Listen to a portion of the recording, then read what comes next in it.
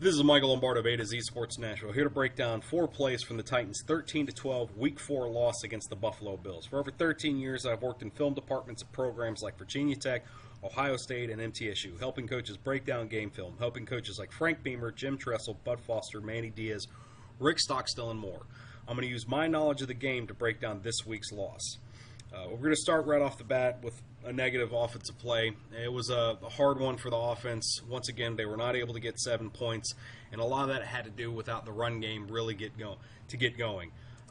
Right here, 1st and 20, there was a penalty before this, and then the following play after this is the Nick Williams interception where he didn't cross in front of the cornerback to get the catch. So right here, they're running a bit of a 12 set, 1 running back, 2 tight ends, send 1 into motion. The problem with this, though, is the tackle completely misses his block. And unfortunately, that tackle is the best tackle the Titans have. That's Lewan.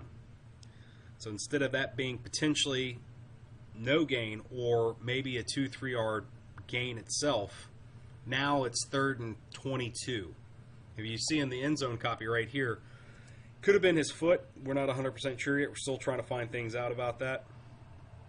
Oh, the Titans are still trying to figure out things about that, excuse me. If you see right here, he has his head down instead of being squared to the block. It's a great swim move by the Buffalo Bills.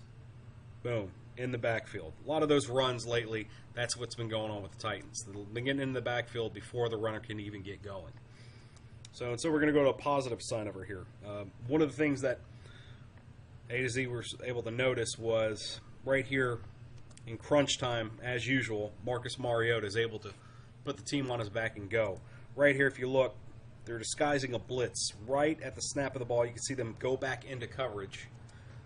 And with a 4-man rush, which the Bills have a really good 4-man rush, didn't give Mariota a lot of time to make a decision. Instead, he makes a smart decision, pulls it down and takes it. Makes a phenomenal play for a first down. Let's see the end zone shot right here. In the end zone shot, you can see it looks like there's 8 men in the box. They drop coverage back. Mariota doesn't see anything, sees a lane, and says, screw it, we can get the first down right here, and makes a phenomenal hurdle play. So we're going to go on the defensive side of the ball right here. It's definitely a situational thing right here. Late in the game, the Titans need to stop. It's 3rd and 3. So right here, this right here could have stopped the game. We have Sharif Finch is in there along with Jayon Brown. They need the stop here. This turns into what should be a loss or no gain into about a 9-10 yard gain. Why? Missed tackles, not breaking down. We have 1 missed tackle right there, a 2nd missed tackle, a 3rd and a 4th missed tackle, and boom. Instead, we have a 10-13 yard gain, which should have been a no gain or 1 yard loss. That's the ball game right there. We'll see the end zone shot right here. We can see using the arm. 1, using the arm. The 2nd one, not breaking down, using 1 arm. Same thing, 1 arm, 1 arm. They need to break down and attack it instead. Square up on the tackle. Don't try and come in there like a bullet. But instead, we're going to end this on a positive note on the defensive side of the ball. This is also late in the game. This should have hopefully changed the momentum more into the Titans' favor.